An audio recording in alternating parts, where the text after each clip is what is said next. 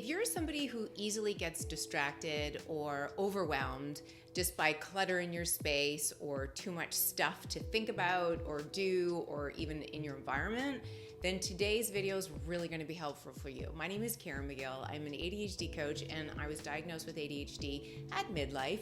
And one of the things that I started doing even before my diagnosis that in retrospect made a world of difference in my quality of life and lifestyle was to minimize. Now, I really want to break this down because I think there's a lot of preconceived ideas about what minimalism really is. You're probably conjuring up like empty spaces with nothing in them and, sparse closets, which may not feel good to you. Things might feel good to you. Things might be comforting to you, but I want to invite you to take a different look at minimalism and what it really means, which is just having things around you that make sense. You either love them because they bring you joy or you love them because they're functional. So my bedroom is pretty calm and not too overwhelming, but it brings me so much joy. And there's nothing in here that doesn't need to be in here. So when I come to bed at night, I feel totally chill and like I'm retreating to a very sort of calm and serene place. So it's not that minimalism is about not having a lot of stuff. It's about being intentional about the stuff that you do have. And today I really want to walk through some of the things that I did that I think were really helpful for getting that journey started, because I did have undiagnosed ADHD at the time and it was very overwhelming for me. So there's some things that I did that I would never do again. And then there's some things that I would recommend to anyone who is easily distracted or overwhelmed by big home projects like this. So the first thing I think that's really important around minimalism that's often overlooked because we all often immediately go to getting rid of all of our stuff, it's before that. It's looking at the stuff that you bring into your life on the regular and changing some habits around that. So I'm not saying don't spend any more money, because again, that can feel very tight and restrictive. But what I am saying is take stock of what you're spending money on and then start optimizing. So a little exercise I did, and I highly recommend this, is to pull together all of your credit card statements and your bank statements and even your Amazon purchase history and all those various different places that record your spending history for like the last 3 months, and go through it either with 3 different colored highlighters or just do this. Mark out, cross out everything that was a necessary purchase. So, gas bills, electricity bills, groceries, those sort of things. Then go through and either in a different color highlighter or with an X, go through and mark out the things that you wouldn't buy again or you wouldn't spend money on again in retrospect, or that it didn't really live up to the expectation that you had, and even think about what that expectation might have been.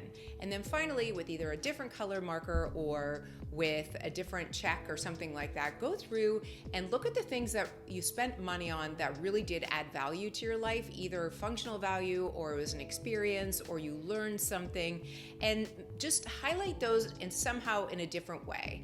And then look across all of your various different spending areas and look for themes where the things that you're spending money on that aren't bringing you any sort of satisfaction or joy, where are those things? Is it makeup? Is it clothes off of Amazon? Is it Target? I know, back off. Everybody loves a good Target haul. But really look at these things and see if they're bringing you joy or not.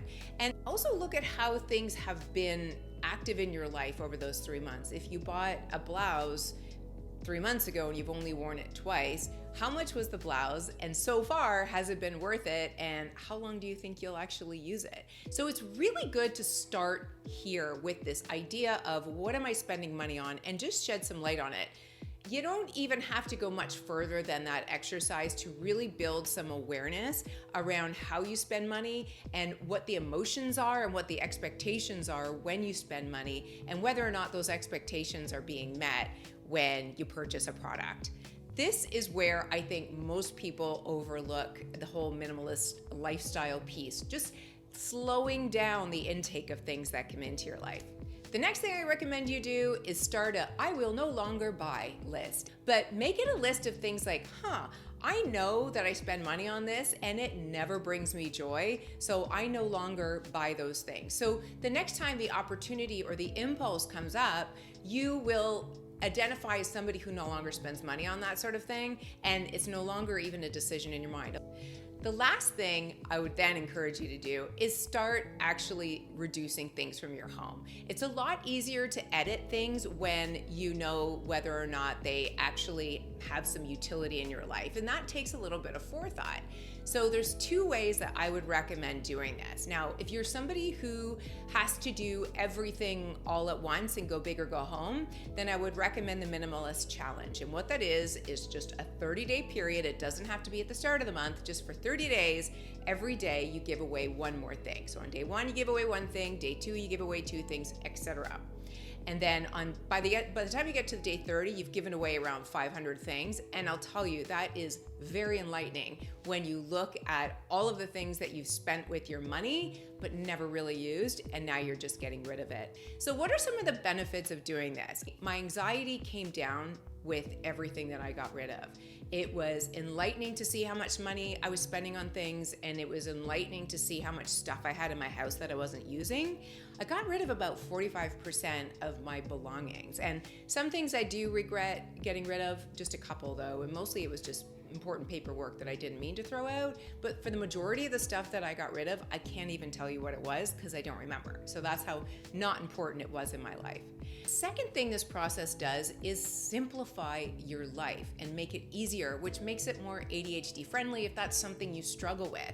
When you have less clutter in the kitchen, it's so much easier to clean, and it's so much easier to spend time in that space and be creative.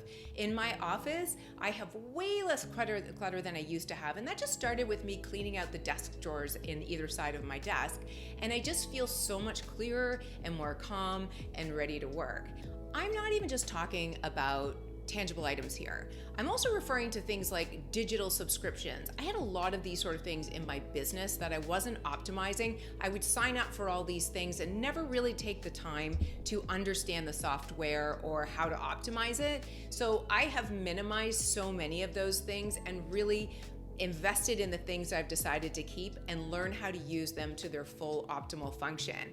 I've also minimized the offerings in my business and honed in on my target audience and my messaging.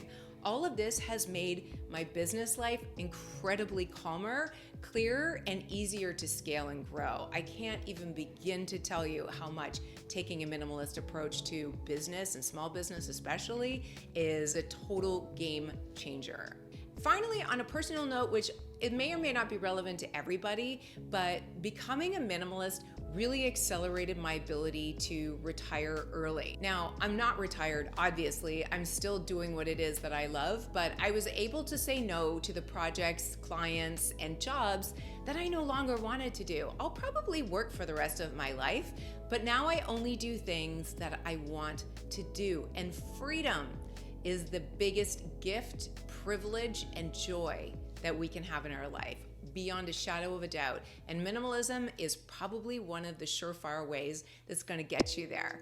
The less stuff you have in your head, in your house, in your office, in your business, the more freedom you're gonna have. And that, again, comes back to what I originally said about reducing anxiety. I just feel so much more at peace, and I do feel happier. So a lot of people wonder, are minimalists happier? Personally, I think so. Yes, it's fun to go to Target and buy things, but not waking up to an alarm clock. You'll see there's no alarm clocks in my bedroom, and just doing the things that I want to do and having a self-directed career. Now that is what I call happiness. I hope you enjoyed this video, and I hope it gave you some inspiration to just start small and think about the things that you spend money on, what you will no longer spend money on, and what you'd like to move out of your space. Now, if you enjoyed this video, please hit like, and also consider signing up for my Sunday setup. Every Sunday, I send out an email to my community where I give some tips on creating a life that's just easier and less complicated, so that it is definitely ADHD friendly, but for anybody who suffers from overwhelm, you're going to appreciate it. So you can sign up for that somewhere on my headline. So thank you again for listening, and I will see you in the next video. Bye, guys.